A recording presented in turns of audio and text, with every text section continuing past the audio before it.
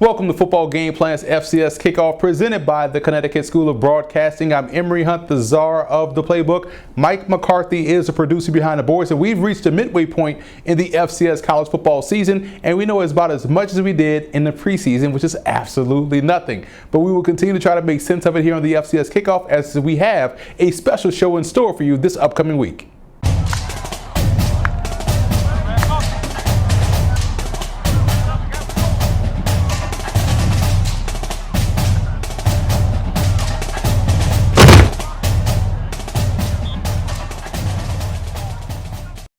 Now let's get this video kicked off by taking a look at some of the key storylines heading into Week 8 as we go into our 4-minute offense. Former Eastern Illinois head coach Bob Spoo passed away this past Monday at the age of 80 in Rockford, Illinois. He won 144 games during his 25-year career with Eastern Illinois from 1987 to 2011. He led the Panthers to 5 conference championships and 9 FCS playoff appearances. Now, some of the quarterbacks who have played for Spoo were Sean Payton, head coach of New Orleans Saints, Tony Romo, the former Dallas Cowboy, and current San Francisco 49er QB Jimmy Garoppolo. As a 1960 graduate of Purdue, where he was a quarterback, he earned 4 Conference Coach of the Year awards and was a runner-up for the Stats FCS Eddie Robinson Award in 2000. He was inducted into the Ohio Valley Conference Hall of Fame in 2012 and the Eastern Illinois Athletic Hall of Fame in 2015. Also this week, Charleston Southern was placed on NCAA probation. They hit him with a 2-year probation and levied other penalties because the university improperly certified 55 student athletes across 12 sports, including football, over a 6-year period. The NCAA also said that Charleston Southern did not monitor its policies designed to ensure the correct administration of booking scholarships. So the probation began Tuesday and will run through October 15, 2020. In addition, the football program must reduce 6 scholarships during the 2019 and 2020 seasons, and the school will vacate records for games in which student athletes competed while ineligible and pay a $5,000 fine plus 0.5% of the annual athletic department budget to the NCAA. There are 4 matchups this week in the FCS that pits the Stats top 25 teams against one another. Number 2 South Dakota State travels to number 25 Northern Iowa. Number 21 East Tennessee State travels to 12th ranked Wofford. 22nd ranked Rhode Island travels to Long Island to take on the 18th ranked Stony Brook Seawolves. And number 8 Illinois State travels to North Dakota State to face the number 1 Bison. Talk about what could be a defining weekend in the subdivision, and we'll have previews for all of these games later on in this video. There are only 5 teams left in the FCS that have yet to notch their first victory: Mississippi Valley State, VMI, Northern Colorado, Delaware State, and Tennessee Tech. Northern Colorado has had their chances throughout the season as they were in a lot of close games, and this number feels as though it's significantly lower than what it was at this point last season, which is definitely a good thing. The other good thing is that all of these teams have been extremely competitive, and I don't foresee any one of them actually finishing the season with a goose egg in the win column. So we'll see who can grab that elusive first W this upcoming weekend. Now we go from winless teams to those that should be on upset alert this weekend, and this game between the Idaho State Bengals and Liberty Flames has upset alert written all over it. The key reasons why are due to what the strengths of the Bengals offense is, which is their tremendous running game and backfield, juxtaposed to what the Flames' weakness has been in recent weeks, stopping the run. So it'll be important for the Bengals if they're able to build a lead against Buckshot Calvert and the Liberty Flames to do a better job of closing out opponents. They had a lead last week against UC Davis and allowed them back in the game and ultimately lost it in overtime. They'll have to be much better defensively to pull off the upset, which I think will happen. So look for Idaho State to travel to Lynchburg, Virginia and get the win.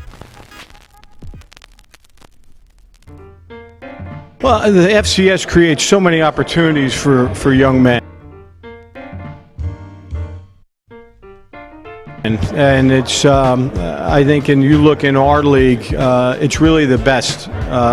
It's the best combination of winning football, but also outstanding student athletes. That's really the true model here. And a lot of the FCS programs feel the same way. And, we're blessed to be where we're at here at Lehigh, and everybody else in this league feels the same way. But the FCS, you'll see a lot of people that aren't coming necessarily to the NFL, but what they are is they're becoming leaders of industry, whatever they do when they graduate. And that's really the most important piece piece of going to college and playing college football is to getting that degree. And our guys really excel in that response.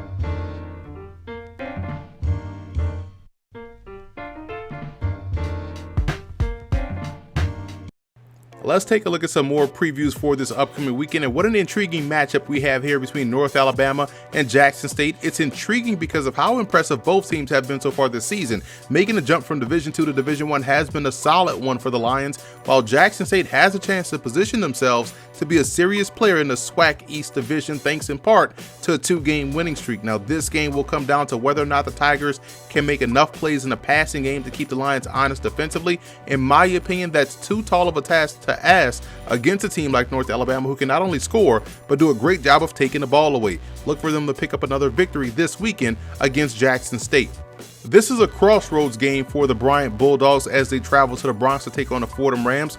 Bryant is coming off of a bad loss to Central Connecticut State and are now sitting at 4-2 on the season. The Rams are coming off of a dominating win against Lehigh, where we saw first-year head coach Joe Conlon get his first win of the season, trusting the right arm of true freshman quarterback Tim DeMorat. Now, what's been the Bulldogs' biggest bugaboo all season has been their defense. Can they consistently get stops? We know that their offense can push the pace and tempo and score, but can they keep Fordham's offense ineffective throughout the game? I have a hard time seeing that happen this week. I like the Rams. That win last week gave a young team confidence, and they're getting healthier, and will post back-to-back wins. Over in the Northeast Conference, we have a matchup between the Sacred Heart Pioneers and the Central Connecticut State Blue Devils, in which both teams are heading in opposite directions. Now, the Pioneers were red hot to start the season, beginning 3-0, but they have lost their last 3 contests, and they haven't even been close. The Blue Devils have rebounded nicely since dropping a close one to Lafayette, and have won back-to-back games, thanks in part to a fantastic rushing attack that has averaged over 200 yards a game in that 2-game span. Defensively is where the focus seems to start with the Blue Devils. They've been better on third downs and have done a solid job in rushing the passer. If the Pioneers want to get back on the winning track, they have to get back to basics, which is dominating the line of scrimmage. This one will be close, but I like Central Connecticut State to eke out the win. The San Diego Toreros travel to Indianapolis to face the Butler Bulldogs, looking to continue to distance themselves from the rest of the pack in the Pioneer League. Now, I've been really impressed with San Diego wide receiver Michael Bandy. He stepped up in a big way this season, leading the squad in receiving yards and touchdowns. He's Anthony Lawrence's go-to guy in the passing game. Now, obviously, Butler has to make things tough for him to find work downfield, but mainly for the Bulldogs, they have to, 1, stop turning the ball over, and 2, stop the run. I think we can expect them to play a clean game from a turnover perspective, but as far as stopping the run is concerned, I think they will continue to struggle against Emilio Martinez in a Torero ground game. I like San Diego. In the Ohio Valley Conference, we have a telling game between the Jacksonville State Gamecocks and the Southeast Missouri State Redhawks. It's a telling game mainly for SEMO, as they have a chance to shake up the OVC with the victory.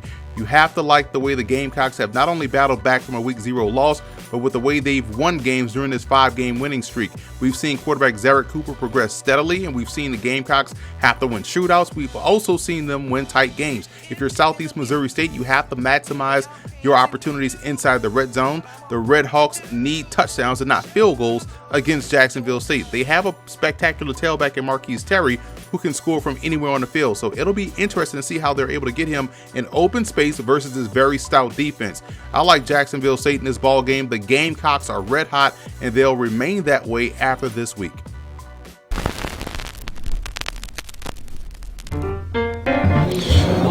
Man, it's that old thing, perseverance, consistency, hard work. My goal is to put the same work into, my businesses, my family that I put into football, and I've been running with that mantra since I got married back in '97.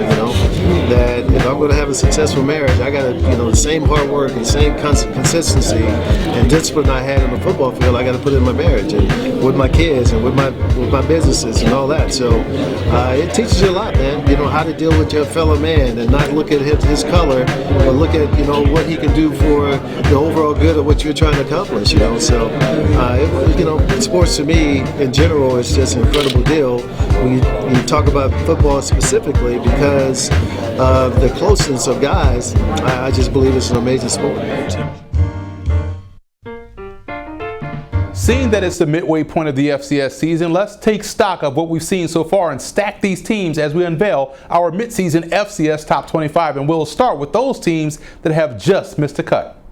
As we take a look at some of the teams that just missed the cut, the Penn Quakers can make some noise if they're able to get a big win Friday night against the Yale Bulldogs in an Ivy League tilt. But when you look at the Nichols Colonels at 4-3 right now, in my opinion, they can't afford another loss if they want to make it to the FCS playoffs. They've got some really impressive wins on their schedule against Kansas and Sam Houston State, but they lost a tough one last week against Abilene Christian, which could put them potentially on the bubble as far as an at-large bid is concerned. Now, if that's their only hiccup the rest of the way, not only will they find themselves highly ranked, but they could make a return trip to the playoffs.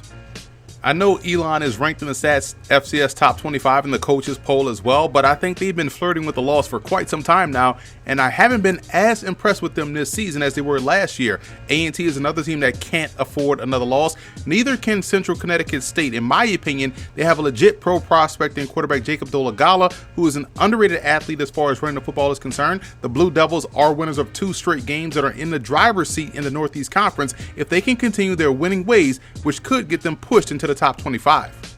Some more squads who are playing well that just missed the cut. Alcorn State has a battle on its hands in the SWAC East as teams like Jackson State and Alabama A&M are much improved. The Mocs are much improved as well. Looking at Delaware, and for some reason after week 1 that lost to Rhode Island, we kind of wrote them off. Well, they are 4-2 on the season, and both of their losses are to Rhode Island and North Dakota State, both are who are really good football teams. Maybe Delaware wasn't as bad as we originally thought, and maybe they are starting to hit their stride as the second half of the season begins. They will make things very interesting down the stretch. Credit to Coach Danny Rocco for doing a great job galvanizing his troops and getting them on the right direction and having them have success this season. All right, let's go into our top 25, and with their big win over North Carolina A&T last weekend, the Florida A&M Rattlers crack our midseason top 25. They're sitting atop the MEAC and look to be one of the favorites heading down the back end of the schedule. Campbell has played some outstanding football in their first season of scholarship football, number 1, in the Big South Conference. They have one of the bigger tests of the weekend as they open up conference play against the Monmouth Hawks. 16 through 20 features a unique blend of teams with good offenses and great defenses. Dartmouth's dominance along the line of scrimmage is why they are currently undefeated on the season. And credit to the Sam Houston State Bearcats. What they've done to turn around their season has been excellent. Making the quarterback switch from Mike Dare to Ty Brock has paid off with 3 straight wins, including an overtime thriller against Central Arkansas. If Brock can continue to grow his game like he's done over the last few weeks, the Bearcats can begin to put their name back in the threats column in the FCS. Great piece of coaching done so far this season by head coach Casey Keeler. Teams 11 through 15 features some of the squads that are not used to being ranked this high in the polls, but have done a great job so far this season in both Rhode Island and East Tennessee State. Maine, Stony Brook, and Wofford are amongst the best teams in the FCS when you talk about point of attack play on both sides of the ball. But I want to go back to the Bucs for a second. We've seen East Tennessee State win in a multitude of ways this year, and they've beaten some of the better teams in the conference like Chattanooga, Furman, and the Citadel. Now the latter two are having down years, but we'll get a true barometer of where they are as a team this week as they go down to Wofford and take on the Terriers. Head coach Randy Sanders in his first season has done a fantastic job in getting these guys ready to play each and every week. As we move into the top 10, the Towson Tigers have been one of the more impressive stories of the season, led by newcomer Tom Flacco at quarterback. The Tigers have been as consistent as they come all season long, making them a serious contender in a very tough CAA along with James Madison. I've been impressed with how quarterback Taron Christian has managed this offense of South Dakota State and has them right back in the thick of things in the Missouri Valley Football Conference. And no one talks about Kennesaw State as being a powerhouse, but they have been just as dominant as North Dakota State has been so far this season. The Owls look like Georgia Southern back in their heyday when they were in the FCS, so keep an eye on Kennesaw moving forward. But the most impressive team out of this group has to be the Princeton Tigers in their point-a-minute offense. The Tigers are averaging over 50 points a game and have only given up on average 8 points a game defensively. So they are getting the job done on both ends of the field, and they have arguably the best quarterback in the FCS in John Lovett, who leads the team in passing with 12 touchdowns and no picks, and is now second on the team in rushing as he missed last week's game with an injury. I do feel confident in this team being able to go anywhere and compete with anyone in the FCS. Looking at the top 5, and there is no surprise that North Dakota State is number 1. As long as they continue to bully folks along both sides of the line of scrimmage, they'll be very tough to beat. Both Jacksonville State and McNeese State are very similar teams in my opinion. I love their defensive play, and their offenses are starting to get better as the season rolls on. Illinois State and North Dakota State will play this week in a true test of strength in the Missouri Valley Conference. Despite their loss a couple of weeks ago, the Redbirds are one of the stronger teams in the subdivision. Okay, let's address the big elephant in the room, and with my number 2 team as the Colgate Raiders being there at the midway point of the season. Listen, any football coach will tell you that it's hard to shut teams out no matter who you play or what level you play at. The Raiders, led by head coach Dan Hunt, have done just that 3 times so far this season, and Bucknell was nearly the 4th team, having scored 3 points to stave off the shutout, which could have made it 4 consecutive straight games with a shutout. This level of defensive play is unheard of. And if we're being serious, going back to week 2, New Hampshire only scored 3 points. The most points Colgate has given up this season was in the opener against Holy Cross in a 24-17 victory. Oh, by the way, the Raiders are averaging 26 points a game on offense, 163 yards rushing per game, and teams have only reached the red zone 11 times against them, scoring only 1 touchdown. There are legitimately dominating opponents out there on game day, and folks will have to start to pay attention to the job that's being done out there in Hamilton, New York, as the Colgate Raiders are for real.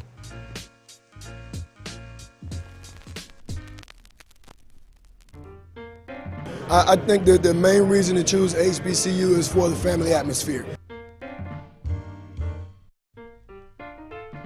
The guys are going to get the core values that their parents taught them, that their family members tried to raise them. You'll have a close-knit atmosphere. You'll actually have guys that care about you as a person. So I think that's the main reason for choosing the HBCU.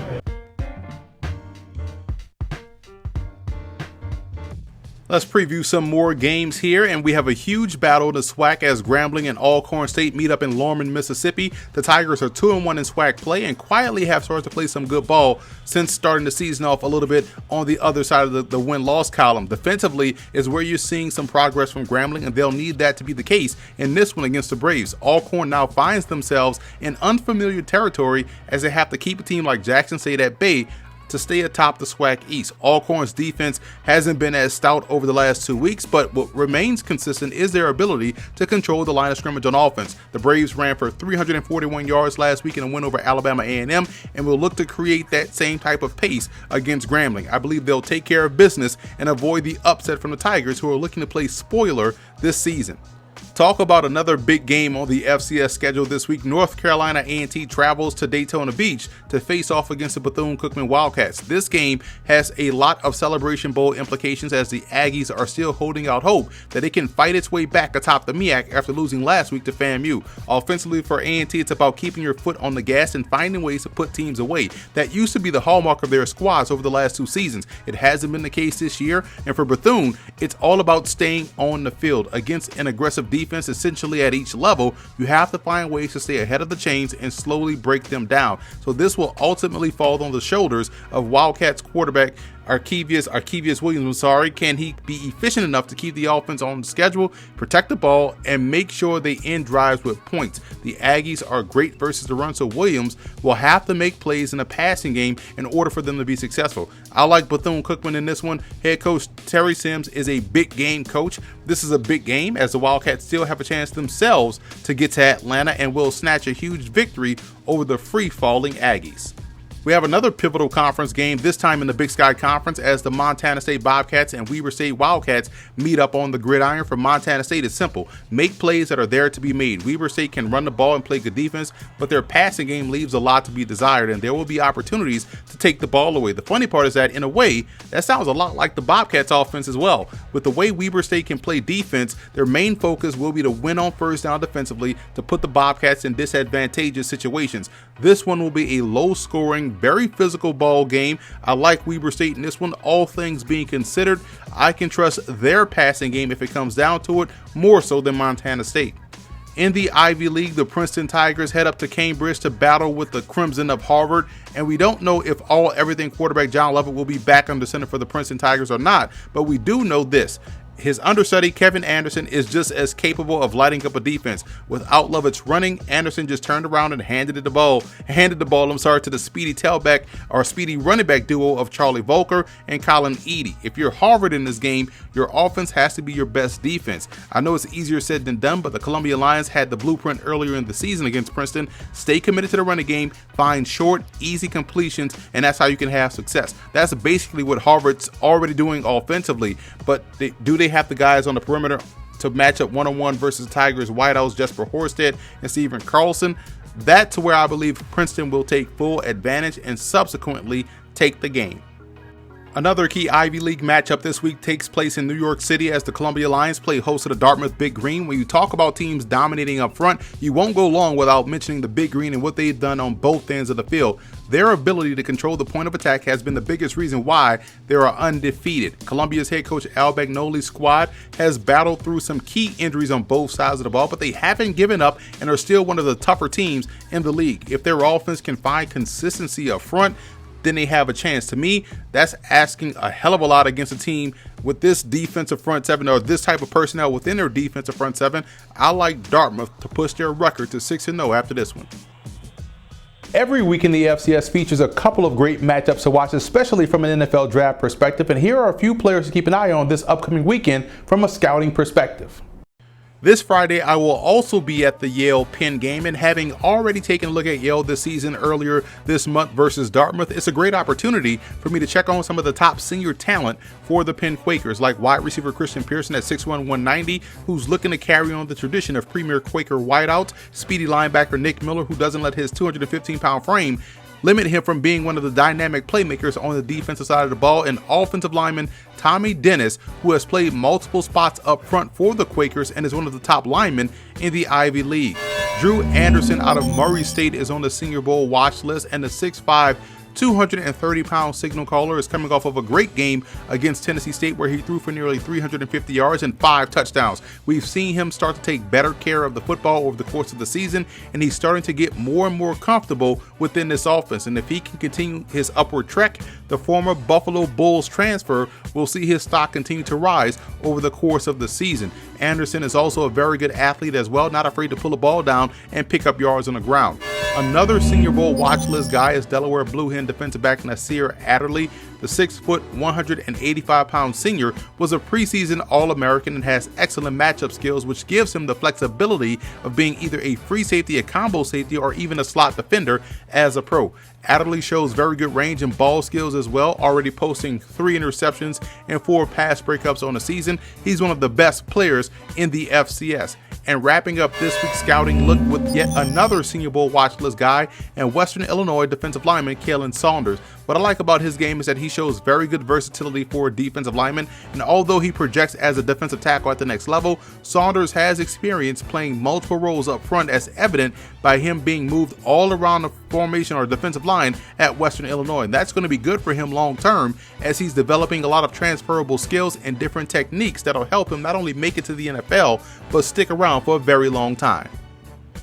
All right, back to some more game previews, and this is a showdown Saturday in the Big South Conference as both Campbell and Monmouth kick off their conference slate against one another, and what a matchup it's going to be. The Camels are 5-1 on the season, with their lone loss coming to Coastal Carolina of the Sun Belt Conference. Now, this football team has a ton of length and athleticism on the defensive side of the ball, and they're a stout on that side as well. The Hawks are one of the more well-balanced teams in the FCS and do a great job of working all of their passing options in the passing game. But when Monmouth is at its best, it's when they're able to run the football. In this game against Campbell, the key battle will be out on the perimeter. Can the Hawks tighten up in the secondary to minimize the big play, and can the Camels continue their excellent play on third down on the offensive side of the ball? I like Campbell in this ball game. Defensively, they do a lot of good things, and they do a solid job of slowing down the Hawks. I think they'll do a good job of slowing down the Hawks running game, honestly. And on the offensive side, they'll continue to make life miserable for Monmouth on the back end.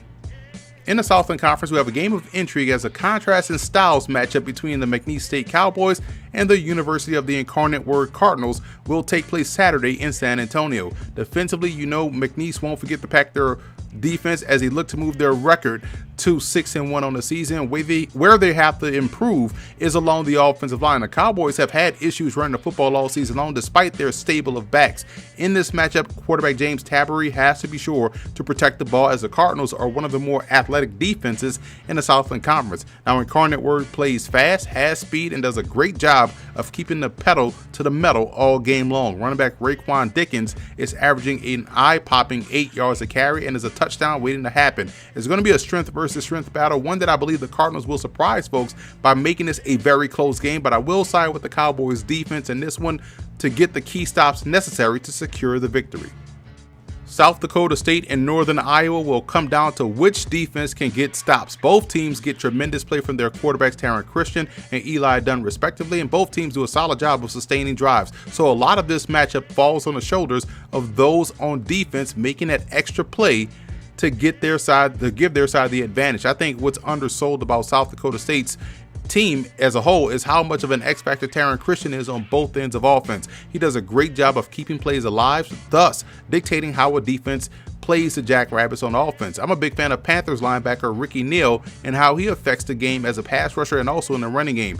I like South Dakota State in this game. Inside the red zone is where this team is special. The Jacks don't waste any opportunities on offense and do a great job defensively, holding teams to field goals. So look for them to win a closely contested game against Northern Iowa.